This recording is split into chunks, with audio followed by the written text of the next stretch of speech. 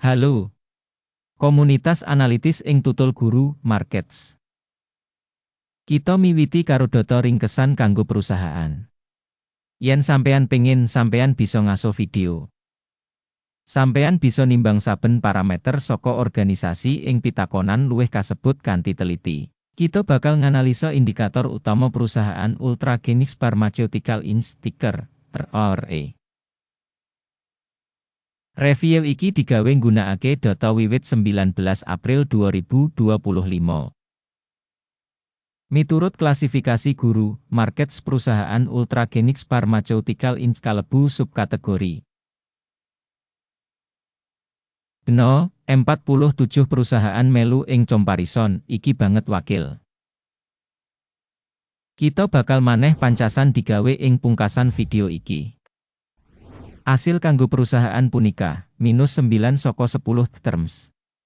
Rata-rata kanggo subkategori punika -3,1 terms. Yen sampeyan deleng kanthi wiyar, ing pasar saham kanthi sakabehe. Kita bakal weruh sing skor rata-rata kanggo kabeh pasar ing total 1,8 terms. Marang skor -9 terms kanggo Ultragenyx Pharmaceutical. Bandingake dinamika rega saham perusahaan Ultragenyx Pharmaceutical Inc. lan saham subkategori. Kita bakal weruh sing ing 12 sasi enggo bareng Ultragenyx Pharmaceutical Inc. nuduhake dinamika -15,6%. Marang owah-owahan rega ing subkategori 23,5%. Iki ora cetha nuduhake apa-apa, nanging perlu kanggo njupuk catetan saka kasunyatan iki. Kapitalisasi pasar perusahaan Ultragenyx Pharmaceutical Inc. punika $3,35 miliar. Lan kapitalisasi subkategori yaiku $58 miliar. Ultragenyx Pharmaceutical Inc. nuduhake 5.744%. Iku salah siji saka perusahaan medium ukuran ing subkategori. Kapitalisasi neraca perusahaan yaiku $0,25 miliar. Kanthi kapitalisasi subkategori $18 miliar. Ultragenyx Pharmaceutical Inc. nuduhake 1,425%. Wis digawe comparison saka enggo bareng saka Exchange lan nilai buku, kita bisa ndeleng ing ngisor iki. Nuduhake Ultragenyx Pharmaceutical Inc. ing subkategori nalika netepake nilai pasar 5,744%. Regane buku 1,425%. Iki 75% kurang saka nuduhake kapitalisasi pasar saham. Taksiran pangsa pasar perusahaan lan nilai buku ing subkategori Olo -1 titik.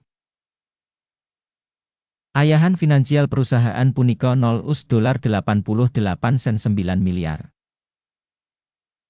Kewajiban finansial kanggo nilai buku 355,6% saka ekuitas. Rating adhedhasar tingkat kewajiban utang perusahaan, olo banget, -2 poin. Rasio nilai pasar saham perusahaan kanggo laba yaiku 0. Kanthi rata-rata 0 kanggo subkategori. Asesmen saka nilai pasar perusahaan kanggo indikator media WI ing comparison karo organisasi saka subkategori banget olo -2 terms. Media WI kanggo pungkasan 12 sasi $569 mayuta-yuta. Pangentukan maju kanggo sabanjur 12 sasi ora dingerteni. Kang banget olah kanggo prospek perusahaan. Taksiran bati mangsa sing diprediksi dibandingake karo perusahaan ing subkategori olo -1 poin. 6. Rasio nilai perusahaan terhadap pendapatan.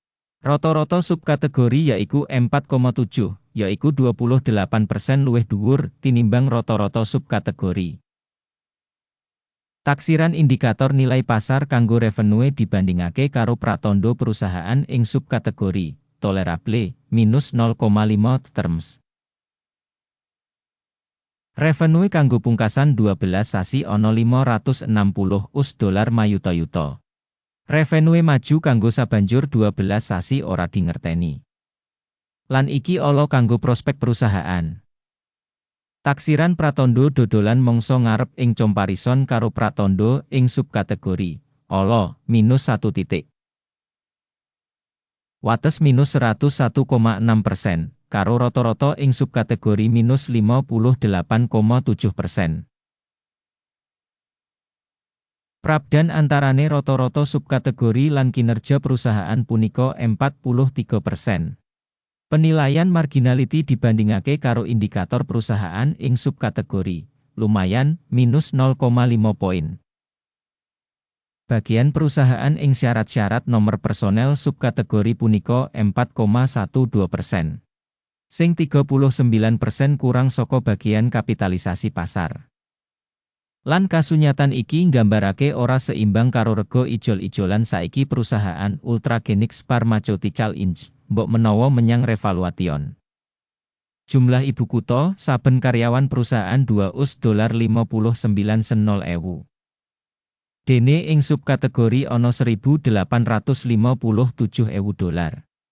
Prabdan antarane rata-rata subkategori lan kinerja perusahaan punika 39,5%.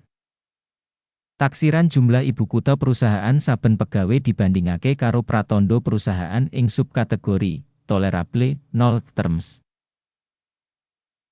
Bati saben karyawan individu saka perusahaan $439,800. Rata-rata ing subkategori $231,900. Lan beda antarane rata-rata subkategori lan kinerja perusahaan yaiku 90%. Taksiran bati saben pegawai dibandingake karo pratandha ing subkategori tolerable -0,5 terms. Salah saben karyawan individu saka perusahaan punika $433,000. Ing subkategori $395,000. Prabdan antarane rata-rata subkategori lan kinerja perusahaan 10%. Taksiran revenue saben pegawai ing comparison karo pratandha perusahaan ing subkategori tolerable -0,5 terms. Enggo bareng sorted punika 5,2%, dibandingake karo rata-rata subkategori 10,4%. Iki minangka pratandha resiko short remet bisa. Indikator resi 14 nuduhake tingkat 48% kanggo perusahaan Ultragenyx Pharmaceutical. Ing subkategori tingkat iki 43%. Rata-rata enggo bareng saka subkategori sing rega kira-kira padha enggo bareng saka perusahaan Ultragenyx Pharmaceutical Inc. Rega saham iki saka $35,68.